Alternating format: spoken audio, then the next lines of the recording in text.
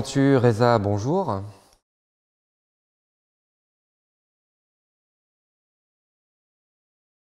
Bonjour. Merci d'abord d'avoir accepté notre invitation dans le cadre des entretiens d'alternatives humanitaires. Vous venez de publier aux éditions Gallimard un livre, un beau livre, qui s'intitule « Regards croisés ». Dans ce livre, vous revisitez environ 80 de vos photographies et de vos dessins respectifs que vous avez faits tout au long de vos deux carrières. Ça vous permet d'aborder des événements ou des problématiques très variées. Ça va de la révolution islamique en Iran en 1979, au génocide des Tutsis du Rwanda en 1994, l'environnement, le réchauffement climatique, la situation des femmes, des enfants dans le monde.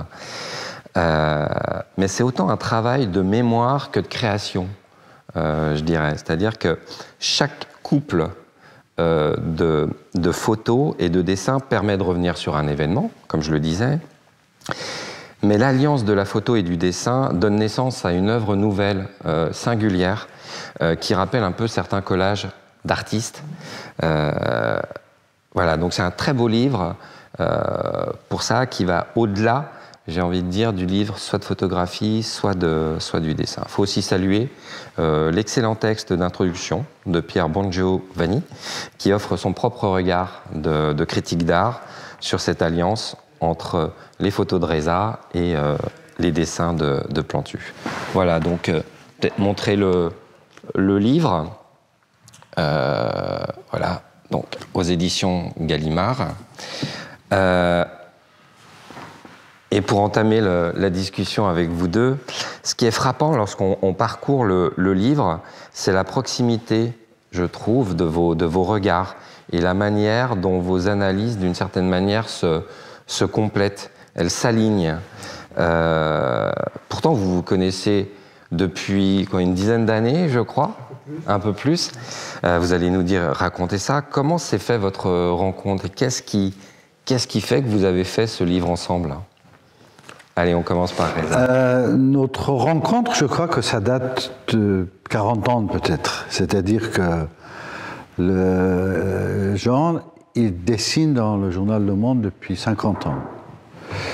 Et moi, j'ai commencé à voir le journal Le Monde en Iran dans les fin des années 70, disons, pendant la Révolution. Et je me souviens très bien les premières fois que j'ai commencé à voir les dessins de Jean. Il y avait plein d'autres dessins, plein d'autres dessinateurs que je connaissais leur travail. Et ça, il y avait quelque chose très fort, aussi bien au point de vue artistique, les dessins. Je suis architecte de formation, donc je connais ces dessins, les sketchs, qu'est-ce que ça veut dire quand quelqu'un y fait. Donc comparé au travail des autres artistes ou dessinateurs que je voyais déjà un très grand artiste. Et ensuite, le contenu, c'était incroyable de voir que presque il dit par l'humour ce que moi je pense ou ce qui se passe sur le terrain. Parce qu'il faut savoir que quand vous êtes sur terrain, sur un événement, c'est pas du tout la même chose que c'est rapporté dans les médias normalement. Dans les médias, n'importe quel média, vous avez tellement de filtres qui emmènent que finalement, le sujet qui est écrit, c'est pas vraiment 100% proche de ce qui se passe sur terrain. Ça suffit, pour comprendre ça, de voir le même jour, la même date, les mêmes événements. Vous prenez Le Figaro et Libération et Le Monde, les trois journaux, vous lisez comment ils ont raconté une histoire, la même histoire. Et vous allez voir, c'est trois histoires différentes en général. Donc, le travail que Jean y faisait, par l'humour, je voyais, c'est tellement proche de ce qui se passe sur terrain et qu'on ne le dit pas dans les journaux. Moi, en photographie, je fais la même chose, c'est-à-dire que normalement, j'essaie de montrer un angle des événements qui est propre à mon regard, mais en même temps, c'est pas quelque chose qui est raconté dans grande partie dans les médias, comme pour les raisons que je vous disais. Et donc, notre connaissance, ça va très loin. Avant tout, c'est une connaissance visuelle et intellectuelle qui existe. J'imagine que Jean aussi, il avait vu mes photos il y a 40 ans, 30 ans, avant de me connaître de toutes mes photographies. Donc, entre les visuels, comme entre les écrivains, comme entre les poètes, il y a toujours, avant tout, cette connaissance de l'un et l'autre par l'œuvre qui les rapproche. Et après, évidemment, physiquement, on s'est rencontrés il y a 15 ans. C'était évident cette amitié, parce qu'il y a tellement une forte relation intellectuelle au monde philosophique que nous avons, à notre monde, à tout ce qu'on fait, ce qui fait que vous trouvez que ces photos et ces dessins, comme si ils étaient faits ensemble, comme si on avait travaillé ensemble. Mais en réalité, non. En réalité, c'est parce qu'intellectuellement, nous avons la même pensée. Et c'est pour ça que, finalement, on est arrivé à ça. Mais les détails de ça, c'est l'idée de Jean, enfin, à faire ce livre. Il vous parlera de cette idée, comment il a eu et comment il a fait. Oui, il y avait une complicité déjà à la base, hein, bien sûr, parce que je suis très sensible à ton travail de photographe, et ça fait longtemps que je regarde, mais admirativement, comme ça, les photos. Ah, c'est Reza, c'est bien, ça me plaît, ouais, il y a une ambiance, il y a presque un parfum, on sent presque la poussière du désert dans certaines photos, en Égypte, en Afghanistan. Je dis, ah, tiens, mais comme ça, je suis un regardeur admiratif. Et puis après, on se rencontre, on parle. Moi, je me dis, j'aimerais bien, moi, mélanger. Mélanger, j'osais même pas mélanger.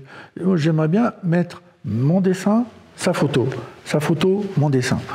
Et puis après, on se parle, je dis, moi, j'aimerais bien, on pourrait peut-être faire des expos, un livre. Il me dit, oui. Et puis moi, je propose des mariages. Et puis là, à ma grande surprise, j'ai deux surprises. La première surprise, c'est qu'il me dit, mais vas-y, rentre plus dans mes photos. Je dis, mais quoi, tu veux dire quoi, rentre plus dans mes... Il dit, mais au lieu de les mettre l'un à côté de l'autre, vas-y, rentre dedans. Alors avec la peinture à l'huile, avec une palette graphique, je sais faire, hein. Il n'y a pas de problème, mais je n'osais pas, c'est ces photos. Quand il fait commandant Massoud, je ne veux pas rentrer comme ça dans la photo du commandant Massoud. Il me dit oui, vas-y, fais-le. Bon. Et la deuxième surprise, et c'est là où on était fait pour s'entendre, c'est que tu es de culture musulmane. Oui. C'est ça, hein. Moi, je suis de culture chrétienne, mais je ne suis pas croyant. Mais je me suis toujours débrouillé avec les copains dessinatrices, dessinateurs, pour mélanger des dessinateurs chrétiens, juifs, musulmans. Ça, c'est mon truc depuis très longtemps.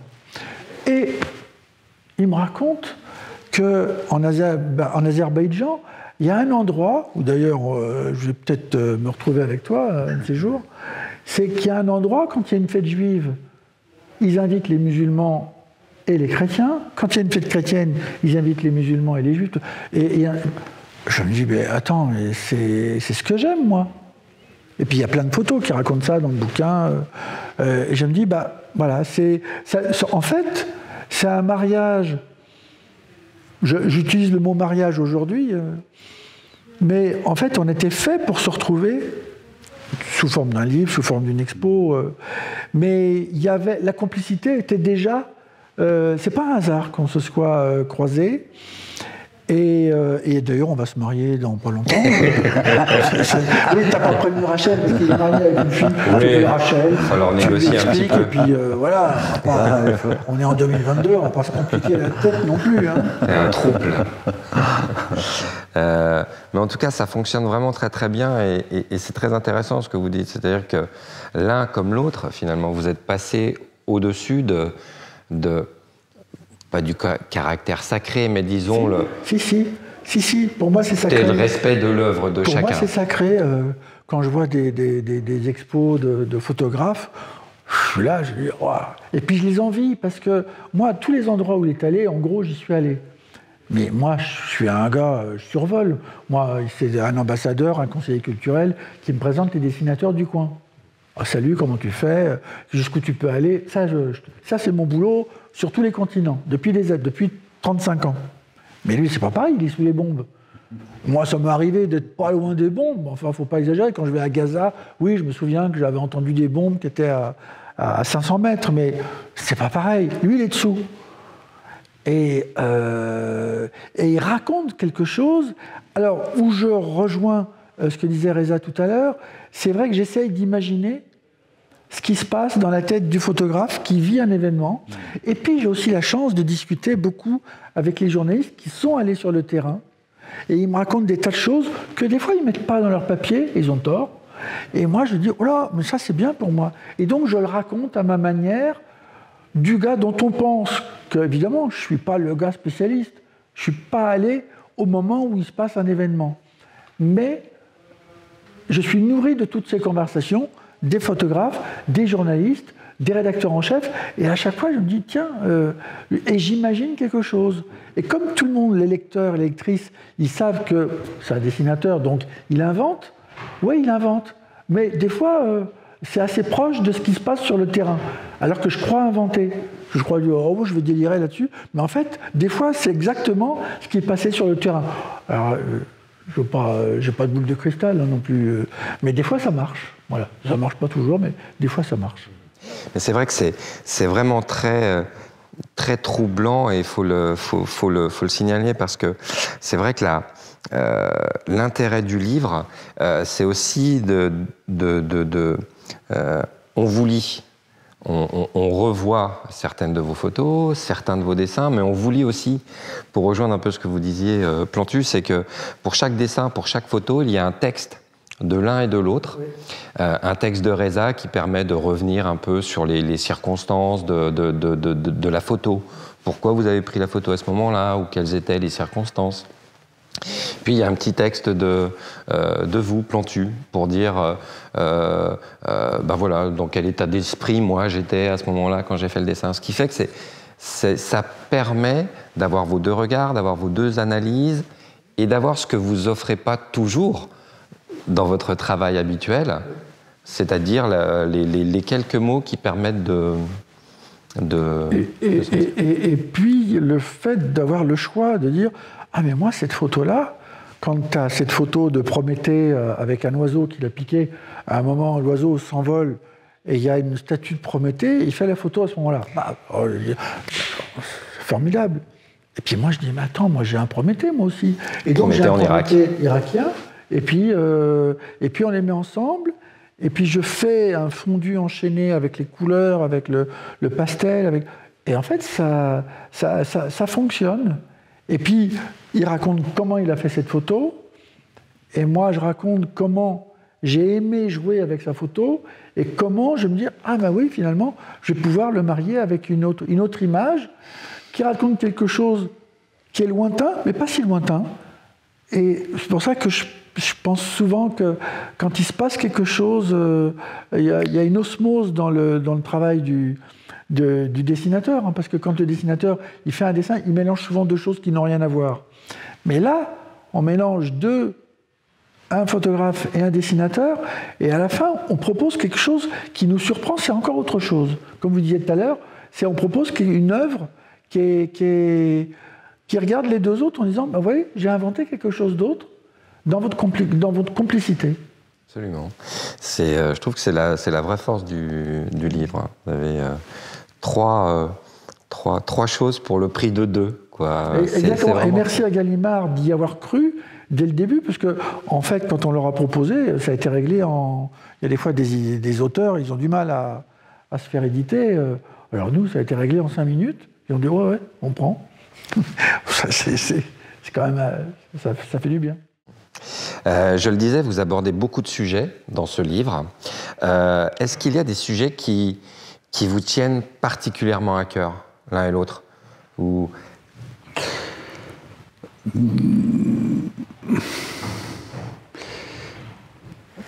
C'est vrai qu'il y a beaucoup de différents thèmes, mais le fond de tout, pour moi, ça vient au mot paix ou injustice sociale, et que inégalité, là, inégalité, enfin, les fondements de tout le problème aujourd'hui des êtres humains, c'est inégalité, c'est injustice sociale. Même les guerres, quelque part, c'est né à cause de cette injustice sociale et inégalité. Donc, et en ayant ça comme les fondements de mes actions, le fondement de ma pensée, un jour je le trouve en Afghanistan, l'autre jour je trouve ça en Israël ou Palestine, un autre jour je trouve ça en Afrique. Mais le fondement, c'est la même chose, c'est que je crois fortement que les problèmes humains continueront jusqu'à ce qu'il y aura inégalité et injustice sociale. Et que le moment où on arrivera à trouver des solutions, comme beaucoup des religions, beaucoup d'idéologies, ils ont tous essayé de régler aussi ces deux problèmes, inégalité et injustice. Mais pour le moment, on n'a pas trouvé des solutions. Donc pour moi, les thèmes que j'aborde, c'est lié à ces deux mots, enfin, quelque part.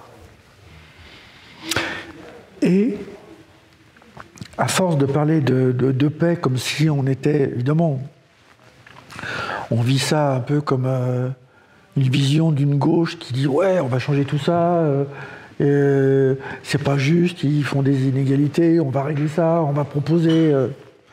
Et puis quand on va à des guerres, on dit bah, « pourquoi il y a des ventes d'armes ?» Donc il y a un désir de gauche, bon d'accord. Et puis ça m'arrive souvent qu'on se foute de moi, on dit « ah oui, tu aimes la paix bah t'es gentil, toi, tu vas... » Mais on va gagner.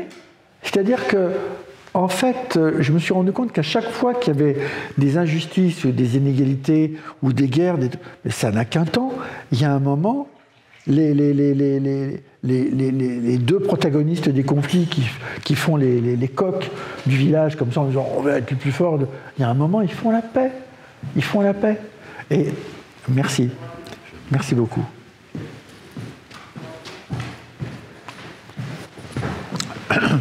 Merci Reza. Et ce qui est intéressant, c'est que au moment où je fais un dessin et au moment où Reza fait sa photo, on se dit bon, c'est mal barré, c'est vraiment scandaleux ce qui se passe, et on est un peu, on pense que à ce moment-là, ça va pas être simple et qu'on est pessimiste. Mais partout où je suis allé, à chaque fois, c'est ceux qui négocient la paix qui vont l'emporter. Il y a un moment... là, il y a plein de dessins sur les Palestiniens et les Israéliens. Et alors, quand je dis qu'un jour, ils vont faire la paix, je me fais engueuler des deux côtés. Les Palestiniens disent « mais non, jamais ils feront la paix. » Et les Israéliens me disent « mais ils sont butés, on n'y arrivera jamais avec eux. » Et attendez, moi quand j'étais petit et que j'allais en Allemagne, il y avait une partie de ma famille qui disait « Quoi, tu vas voir les Boches, tu vas en Allemagne ?» Moi j'ai 4 enfants, quand mes enfants vont à Berlin ou ailleurs, il n'y en a pas un dans la famille qui dit « Quoi, tu vas aller voir les Boches ?» Parce que ça y est, c'est derrière. On n'oublie pas, il y a l'histoire, mais on n'oublie pas, mais on y va. Et puis ça se passe très bien. Et bien, dans 50 ans, c'est pas demain la veille, hein, mais dans 50 ans, les petits Palestiniens, les petits Libanais que tu montres en photo avec les Israéliens, mais ils seront « Ah ouais, t'es à Tel Aviv, je vais à Beyrouth, je vais... » Et ils vont se retrouver à Ramallah et sur les plages de Gaza. Ou Gaza, le jour où il y aura des hôtels à Gaza, c'est une plage magnifique. Oui. Et il y aura les 3 religions, ils feront du soleil, ils bronzeront au soleil sur les plages de Gaza, sans se dire « Ah ouais, tu es de Beyrouth ? Ouais, moi je suis de Tel Aviv. » Et sans que les autres prennent leur couteau et leur kalachnikov. Ça va être naturel. Je ne dis pas que je vois avec une boule de cristal dans le temps, mais tout ce qu'on désire et qu'on rêve dans ce livre de mariage avec les photos et les dessins, mais ça va arriver. Ça va évidemment arriver. Peut-être que dans 50 ans, là, on repensera à la photo sur laquelle vous avez travaillé tous les deux, là, à partir d'une photo prise par Reza, où c'est sur l'esplanade des mosquées, je crois. Oui, ça, vous avez essayé de... Les trois enfants. Abraham, c'est ça, là. Oui, c'est exactement dans cette idée, dans ce concept, parce que peut-être même, je dirais que des fois, les gens, ils me posent cette question en disant, mais comment, avec tout ce que vous avez vu, vous souriez encore? Comment vous arrivez à accepter le monde et sourire avec tout ce que vous avez déjà vu, tous les malheurs de l'humanité? Je dis oui, mais justement, c'est ça qui me rend optimiste, parce que quand je compare dans l'histoire comment on est arrivé ici, et je dis, génial, ça va en améliorant. On va dans la bonne direction. L'humanité, il va dans la bonne direction, il va y arriver comme ça est arrivé en Europe. Le même exemple qu'ils donnent. Je travaille de temps en temps avec Télévision Arte, et le bâtiment de Arte à Strasbourg, il se trouve près d'un canal, et que dans l'histoire, il y a eu des massacres incroyables, des guerres des Français anglais sur ce canal. Et là, quand je vais chez Arte à Strasbourg, dans le bâtiment, vous entendez français et allemand qui parlaient.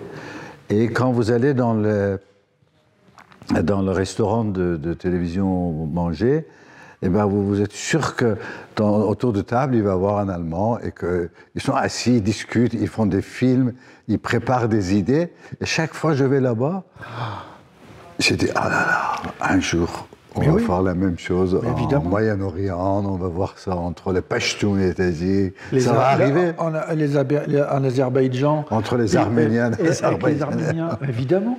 Mais évidemment, bien entendu. Donc c'est pour ça que je suis optimiste. J'accepte l'idée d'indécence. Parce que pour certains, quand je dis qu'évidemment il y aura la paix, il y a beaucoup de gens qui pensent que c'est indécent ce que je dis. Oui, c'est pour ça que je suis très fier de dessiner des colombes de la paix qui énervent. Parce qu'en fait, c'est elle qui va l'emporter. C'est tellement plus facile de dessiner une Kalachnikov, un tank, bon d'accord, très bien. Mais moi, je veux en plus rajouter une colombe qui énerve. Et le but de cette colombe, c'est d'énerver. De faire la paix, bien sûr, mais à la fois d'énerver tous ces gens qui sont persuadés que non, on va pas se laisser faire, on va sortir les Kalachnikov et on va y... Non, oui, d'accord, mais tu vas te calmer un jour. Un jour, Arafat, il m'avait dit, les combattants, un jour, ils seront fatigués. Ils seront fatigués. C'est une jolie formule. C'est vrai que votre ouvrage, il permet de revenir de manière souvent poétique, je trouve, sur les plus graves questions de notre temps. Et c'est vrai que c'en est parfois un peu désespérant, mais c'est ce que vous dites, il y a tout de même des messages, il y a à la fois de l'humour dans les dessins, notamment, mais dans la photo aussi, il peut y avoir des notes d'humour comme ça, et puis il y a quand même des messages d'espoir. Vous vous y tenez, quoi. En tout cas, pas rester sur un constat désespérant. Sur Israël-Palestine, il y a ces trois qui s'appellent Abraham, tous les trois. Les trois religions qui s'appellent Abraham, tous les trois, avec des consonances différentes. Et puis à côté, j'ai un petit Israélien, un Palestinien qui sont sur une balançoire. Et puis, les balançoires, elles sont curieusement accrochées. Et le nom, c'est un proverbe arabe qui dit « les balançoires les plus solides sont celles qui sont accrochées aux étoiles ». Voilà, ça. C'est de la poésie, c'est un proverbe arabe, et puis moi, ça me plaît. Une belle utilisation du bleu. Exactement. Le bleu, ouais, il y a beaucoup de choses à raconter sur le bleu. Le bleu, pour moi, c'est vrai que le bleu est toujours... Il y a quelque chose de réconciliateur dans le bleu. Oui, c'est aussi... Je ne connais pas les raisons. C'est le ciel et la mer aussi. C'est la mer. Le ciel. Le ciel. Et puis, il y a beaucoup de bleu qui est utilisé au moment où l'ONU a été créée. C'est vrai que le bleu a été... Alors, ce livre aussi, c'est l'occasion d'avoir, c'est très intéressant, des biographies, pour une fois, un petit peu détaillées des auteurs. de chacun de vous deux à la fin. Moi, j'ai appris des choses sur chacun de vous deux. Et je me suis dit, mais c'est vrai qu'il y a beaucoup de personnalités qui accordent leur soutien à des causes portées par des ONG, par des associations. Mais je trouve que ce qui vous réunit aussi, j'ai envie de dire, c'est que vous allez bien plus loin. Vous avez depuis longtemps un engagement personnel et très fort pour certaines causes. Reza, vous avez fondé l'ONG AINA en Afghanistan pour former des jeunes à l'image, à la photographie, trouver un boulot, trouver une voie. Et vous organisez toujours, tout le temps, des ateliers dans le monde entier pour aider des jeunes à s'en sortir. Et je peux témoigner, puisqu'on a travaillé ensemble, que voilà, vous n'avez pas hésité à nous aider, à illustrer un numéro de notre revue quand on était tout jeune, et on l'est encore. Et je vous en remercie, du coup, en passant. Plantu, vous avez fondé la très belle ONG Cartooning for Peace, qui défend la liberté d'expression des dessinateurs de presse dans le monde. Vous avez lancé récemment une fondation qui vient aider les jeunes oubliés de la République. J'ai bien aimé la formule. Bref, j'avais envie de dire, mais pourquoi vous en faites autant ? Au-delà comme les personnalités qui donnent simplement leur image, c'est déjà beaucoup. Alors, je vais dire un truc gentil et émouvant pour Reza, parce que lui, c'est un vrai geste intellectuel d'un gars qui se dit, bon, qu'est-ce que je vais faire pour les autres? Qu'est-ce que je vais faire pour aider les autres? Construire une revue comme tu l'as fait à Kaboul, pour mettre des articles, des dessins, des photos. Et moi, un gros flemmard, j'ai pas vu venir les choses. C'est parce que les Danois ont reçu des fatwas, les dessinateurs danois ont reçu des fatwas en 2006, que Kofi Annan a pris son téléphone en me disant « Allez, il faut que tu viennes avec des dessinateurs chrétiens, juifs, musulmans ». Je dis « Attends, moi je sais pas faire ». Et puis après, il m'a rattrapé par la manche, il m'a dit « Oui, c'est bien de les avoir fait venir à New York, mais il faut que tu fasses une association ». Je dis « Mais je sais pas faire ». Et donc, je suis un paresseux contrarié, parce qu'en fait, ce que j'aime, c'est faire les dessins, être tranquille. Et finalement, grâce à Kofi Annan, grâce à tous ces dessinateurs chrétiens, juifs, musulmans, agnostiques et athées, je me suis dit, mais c'est intéressant. Et donc, j'ai inventé une sorte de paquebot, sans m'en apercevoir. Et ce paquebot permet de préfigurer ce qui est pour moi l'idéal du débat, faire un débat avec les gens. Et finalement, je me suis rendu compte que c'est plus un problème corporatiste de dessinateurs qui défendent je m'en fous, la corporation, c'est pas mon truc. Je me dis, mais ça sert à tout le monde. Parce que les lieux de réflexion qu'on a inventés avec les dessinatrices tunisiennes, vénézuéliennes, des dessinateurs de Moscou ou de Nouvelle-Zélande, on s'est rendu compte qu'on est en train de créer des débats qui peuvent servir aux citoyens de la planète. Et du coup, je me retrouve à rejoindre mon copain Reza, et je me rends compte que lui, il fait ça, mais je dirais plus de manière intellectuelle. Moi, j'ai été un peu bousculé, on m'a dit « il faut que tu viennes ». Je dis « bah oui, non, je vais le faire, bon, d'accord, vous voulez, je vais le faire ». Alors que lui, il était plus le promoteur d'une vraie idée qu'il avait en tête, de tendre la main vers les autres, alors que moi, je l'ai fait un peu comme quelqu'un qui n'a jamais fait de bénévolat, et qui dit, bon, bah, ouais, on va faire ça, on verra bien. Et puis finalement, c'est génial. Parce que c'est vraiment du bénévolat. Hein. Comme vous, avec votre revue, c'est du bénévolat. Et je ne connaissais pas du tout le milieu des ONG. Alors, je me suis retrouvé avec Reporters sans frontières en Thaïlande, dans des camps de réfugiés khmers. Alors, je voyais ça, j'étais admiratif. Mais moi, c'était il y a 30 ans.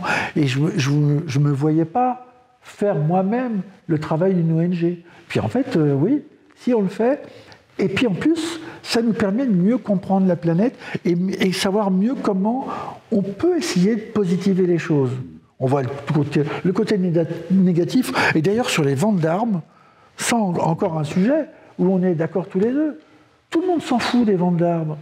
Par contre, quand il y a un porc qui est maltraité dans une porcherie, alors là, c'est un drame, ça passe aux 20 heures.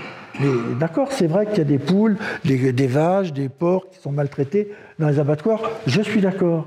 Mais les ventes d'armes, c'est quand même un sujet qui est quand même un petit peu colossal.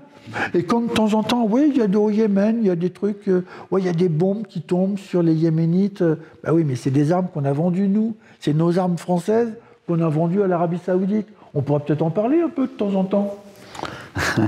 Et donc, c'est dans le bouquin. Et en tant que photographe et dessinateur, vous êtes effectivement soumis au diktat, d'une certaine manière, de l'actualité. Mais est-ce qu'il y a des sujets oubliés, des causes, des thématiques sur lesquelles, qui selon vous passent sous les radars des médias et sur lesquelles il faudrait, vous voudriez? De mon point de vue, l'actualité et les médias, ils fonctionnent comme un cortège de festival qui passe dans les rues et que chaque fois qu'il passe dans les rues, les gens ils s'intéressent. Mais une fois qu'il est parti, le show est fini et chacun y va de son côté. Malheureusement, l'actualité est traitée comme ça dans nos médias. C'est-à-dire qu'un jour, il se passe quelque chose à Kaboul et que tout le monde est à Kaboul. Il faut parler de ça, regarder ce qui se passe et autres. Ensuite, 3 jours après, il se passe à Beyrouth. Tout le monde va à Beyrouth. Le Kaboul, il continue.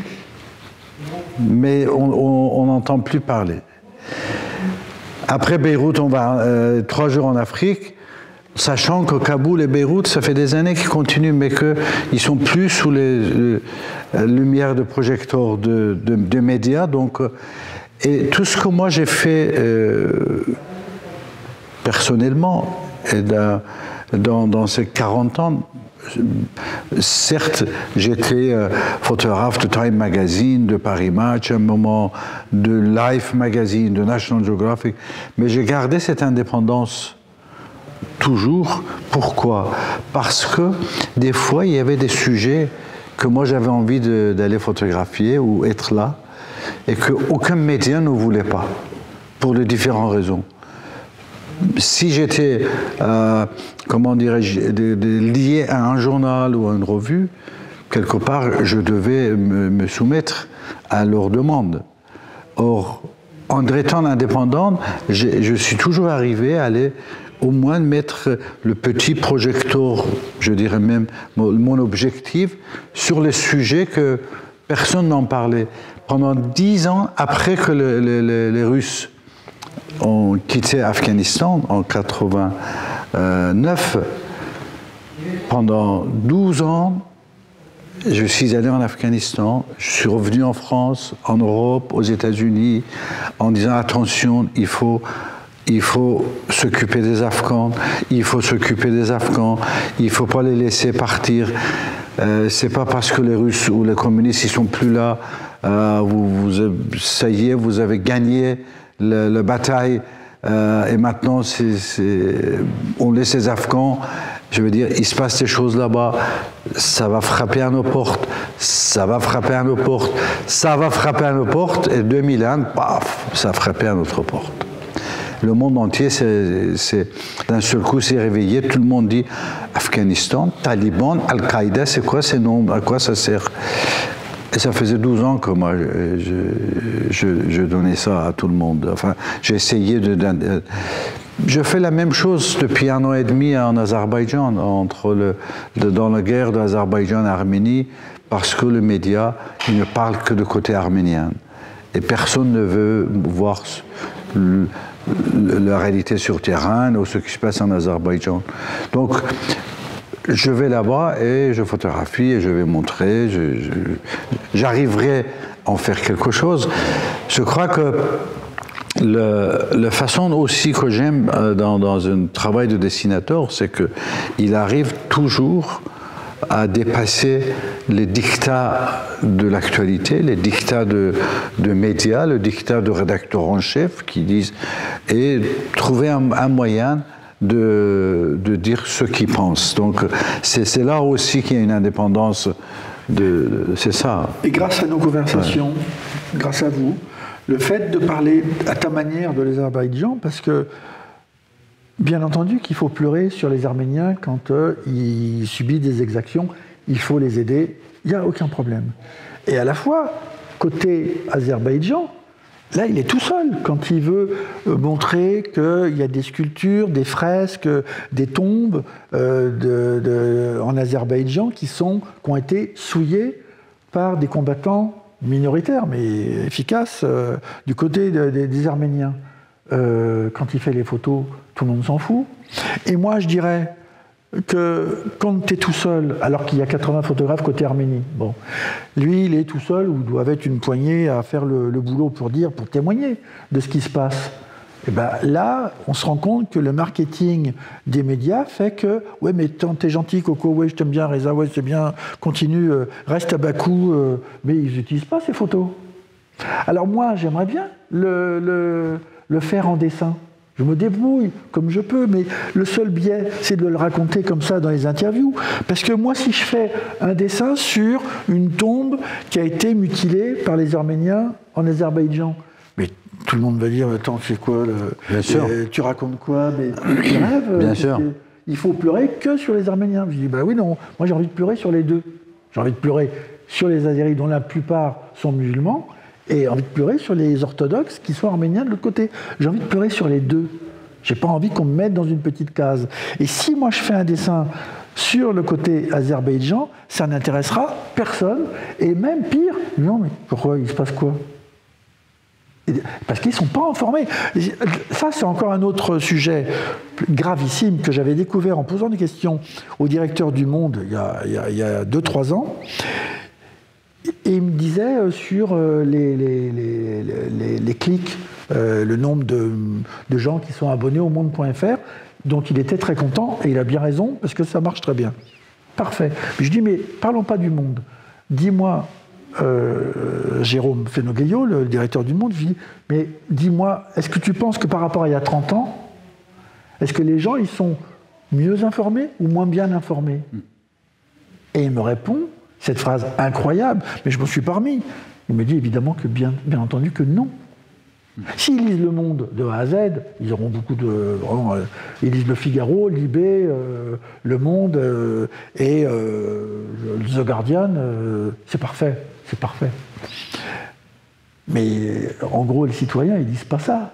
Ils lisent, ils lisent des journaux, mais la plupart du temps, ils sont... voilà, ils sont comme ça, ah ouais, d'accord, ah ouais, TikTok, tout ça. Mais même TikTok, attends, j'ai vu un journal qui fait TikTok à propos des inondations en Allemagne. Il y a quand même 135 morts. Et il y a un journal qui fait TikTok sur il y a marqué inondation de ouf. Mais je dis, attends, inondation de ouf, il y a 135 morts, mais ils prennent les adolescents pour des cons, quoi. Et donc c'est là où je me dis, tiens, c'est pas étonnant qu'ils se foutent de ce qui se passe en Azerbaïdjan. Parce que, en fait, quand on va... Je suis allé en Iran aussi pour libérer... Enfin, ça a marché. J'ai essayé de libérer un dessinateur iranien. Mais ça, c'est une dictature. Il connaît par cœur, il a fait de la tôle en Iran. Tu fais ça, si tu es sage et que tu fais pas ça, pas de problème, tu vends des tomates. Tu veux faire ça, tu veux être journaliste, tu vas chercher des ennuis et tu vas aller en prison. Ce qui lui est arrivé. Mais nous, on dit, la France, l'Europe, l'Europe de l'Ouest, démocratie. Non mais d'accord, mais il y a une censure qui existe, mais qui n'est pas avec un monsieur censure qui dit, ouais, tu vas faire... Non, c'est pire que ça. C'est l'argent du marketing et de l'audimat qui fait que tel média va parler de ça parce que c'est vendeur, et il ne va pas en parler parce que c'est l'info. Non, il va en parler parce que c'est vendeur. À partir de là, c'est foutu. Donc, on va faire péter la baraque. Je ne sais pas comment. Par des photos et des dessins, je ne sais pas comment le faire. Tiens, regardez, cette photo, elle est intéressante. Parce que, alors je l'ai faite à partir... j'ai pas fait la photo, j'aurais bien aimé faire la photo. C'est un vieux militant pro-soviétique. Oui, c'était un ancien soviétique. Voilà, qui a gravé un tatouage avec Lénine, Staline, tout ça. Je dis, ah, mais moi, ça m'intéresse, parce que moi, j'ai un dessin avec un Staline qui se réveille, avec un Lénine, comme le mausolée, tout ça. Et puis, je l'avais fait à l'époque de Yeltsin, dans les années 90. Et qui dit quoi? Il dit coucher. Et ça, c'est intéressant de retrouver ce mariage de la photo et du dessin. C'est qu'aujourd'hui, il n'y a plus Helsinki, il est mort, mais maintenant c'est Poutine. Mais il ne dit pas coucher, il dit debout, debout les gars. Et donc ça devient un élément de réflexion différent. Ah oui, ça bouge. Et en fait, c'est un dessin qui bouge, c'est une photo qui bouge, mais qui fait que notre planète, elle bouge en disant là, c'est pas bon parce qu'ils sont en train de réveiller Staline.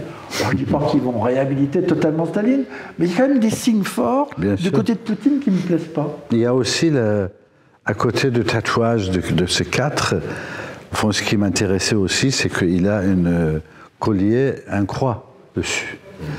Donc, il a tatoué Marx, Lénine, Staline, Engels sur sa poitrine, mais au-dessus, il a mis un collier, un croix dessus. Donc, en fait, il est copain avec tout le monde. Mais effectivement, je parlais tout à l'heure des textes que vous écriviez à côté des photos, et par exemple là, moi en tout cas je l'ai appris, que les prisonniers se faisaient tatouer. Au temps de soviétique, oui. Au temps de l'Union soviétique, ils se faisaient tatouer ce tatouage, ce dessin, pour éviter d'être fusillé, de recevoir une balle. Oui, parce que aucun soldat n'aurait osé de tirer sur ça. Donc c'était beaucoup des prisonniers de Goulag et qui avaient peur d'être fusillés. Ils faisaient tatouer ça. Et le moment où elle allait fusiller, ils ouvraient ça en disant « Allez, tire !» Et pourtant... Et quel soldat il aurait tiré sur ça? Et pourtant, il y a quand même des gens qui pensaient que Staline n'était pas l'initiateur de certaines purges. Ils disaient c'est pas possible que Staline, le grand Staline ne peut pas faire ça. C'est des exactions faites par un petit colonel qui est là. Mais non, mais Staline il était derrière tout ça et le colonel il faisait le boulot et il le faisait fusiller quand même. Vraiment, c'est déchirant. Tu as travaillé beaucoup à Arte et vous voyez, on a la chance quand même d'avoir une chaîne comme Arte. Et même pour la énième fois où des fois on me raconte Staline, Hitler, je me dis à chaque fois mais c'est pas vrai, je connais ça par cœur. Et à chaque fois que je tombe dessus, je me dis mince, je connaissais pas tout ça, je connaissais pas les détails. En fait, il faut réapprendre. Heureusement qu'on a des chaînes comme ça qui nous réapprennent ce qu'on aurait dû savoir depuis longtemps pour mieux comprendre ce qui se passe aujourd'hui et ce qui va se passer demain ou après-demain, comme l'Ukraine, la Crimée. Tout à l'heure, vous évoquiez la prison que Reza a connue en Iran. Et ça m'offre une transition avec une question que j'avais. C'est-à-dire qu'en préparant cet entretien, je repensais à ce que me disait William Daniels, qui est un photographe, qui a vécu une douloureuse expérience en Syrie, il y a quelques années. Il me disait ça dans l'interview qui est dans l'avant-dernier numéro de notre revue. Et il disait qu'à un court moment, il en avait voulu à son métier de l'avoir mis dans la situation dans laquelle il était à ce moment-là. Et Reza, vous êtes persona non grata, comme on dit en Iran. Depuis votre départ en 1981, les islamistes de Khomeini voulaient vous tuer. Vous avez souvent pris des risques après sur vos reportages en Afghanistan, au Pakistan. Plantu, je crois que depuis l'attentat contre l'équipe de Charlie, vous êtes ou vous avez été à un moment donné sous protection policière. C'est encore le cas. Toujours. Vous l'êtes toujours. Et il y a des expos que j'aurais voulu faire. Là, je vais en faire une à Beyrouth, au Liban, mais il y a eu un moment, c'était tellement tendu à propos des caricatures, que même l'ambassadeur me téléphonait en me disant « Écoutez, là, il y a des barbelés autour de l'ambassade, il y a des sacs de sable, on se protège, c'est pas le moment. » Islamabad, au Pakistan, je devais faire une expo. Même encore aujourd'hui, je pense que c'est pas de mal avec que je ferais une expo à Islamabad. Non. Voilà, donc, voilà, vous me confirmez le prix tout de même à payer. Est-ce que l'un et l'autre, vous en avez voulu à vos métiers respectifs à un moment dans votre vie? Moi, je me voyais mal de voyager sur une yacht et de faire le shish kebab, de tourner sous le soleil et faire la plage. Je me vois mal de ne pas faire ce que je fais. Je vois mal une fois qu'on a connu un événement, on devient quelque part responsable de le transmettre, de transmission, vous voyez ce que je veux dire? Donc, à partir du moment où vous étiez sur terrain, vous avez rencontré des gens, leurs histoires, et ce métier, ce n'est plus un métier pour moi, depuis longtemps, enfin, depuis jamais été. Je suis architecte de formation. Si je voulais un métier, j'aurais continué mon architecture. Ça, c'est presque quelque chose très forte intérieur.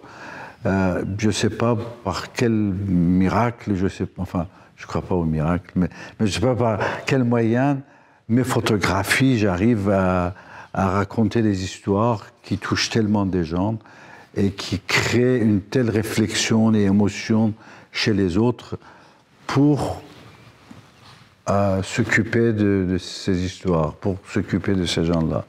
Donc, tant qu'il est là, je vais continuer et je me souviens même pas dans les moments les plus difficiles, dans les moments les plus dangereux, le moindre doute de ce que je fais.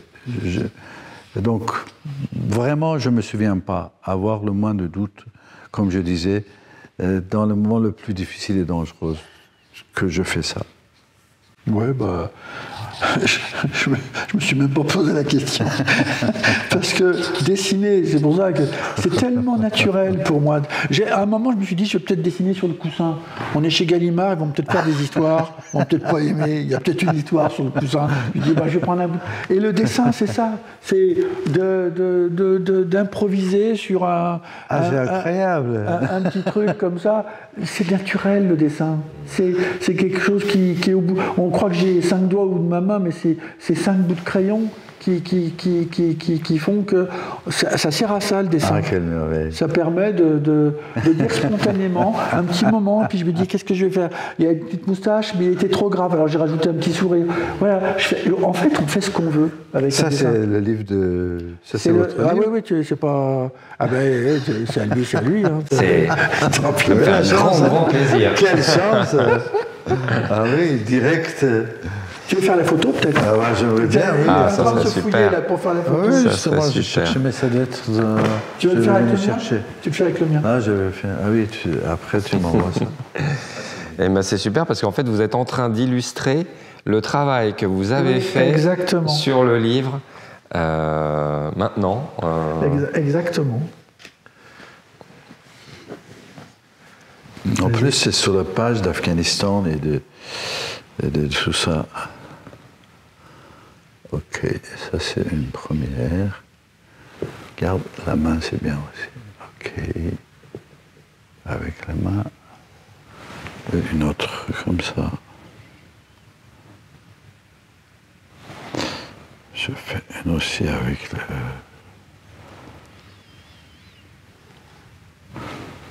Et une très près pour moi. Voilà. C'est superbe le dessin. Ah bah. C'est pas du Michel-Ange. Et en bleu. Toujours en bleu. C'est toujours un feutre bleu. Merci. Eh ben, merci beaucoup. Ça fait vraiment plaisir de terminer sur ce moment. Voilà, bah, vous avez bien fait de ne pas en vouloir à vos métiers respectifs et de continuer. Voilà. Merci beaucoup. Et en plus, je gagne un super dessin.